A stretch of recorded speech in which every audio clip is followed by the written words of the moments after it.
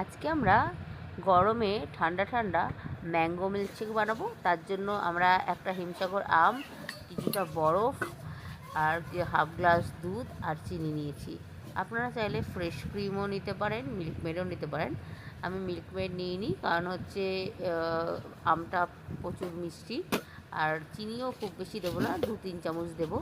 প্রথমে দুধটা দিয়ে নিয়েছি, আর আমটা প্রথমেই তো ছোটো ছোটো করে ছাড়িয়ে কেটে রেখেছিলাম যাতে তাড়াতাড়ি করে পেস্ট হয়ে যায়। এবার হচ্ছে আম আর চিনিটা পেস্ট করে নিয়েছি। এবার দুধটা আমি হালকা একটু জাল দিয়ে নিয়েছিলাম, আপনারা কাঁচা দুধ দিয়েও চাইলে করতে পারেন।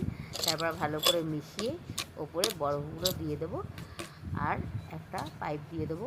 হ্যাঁ, দারুণ টেস্টি হয়েছিল ম্যাঙ্গো মিল্কশেকটা। এইভাবে আপনারা বাড়িতে নর্মাল পদ্ধতিতে বানিয়ে আপনারা খেতে পারেন বা কাউকে সার্ভ করতে পারেন।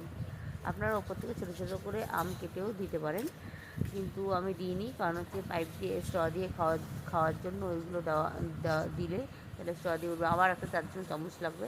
Thank you for watching. Please like, comment, share and subscribe. By.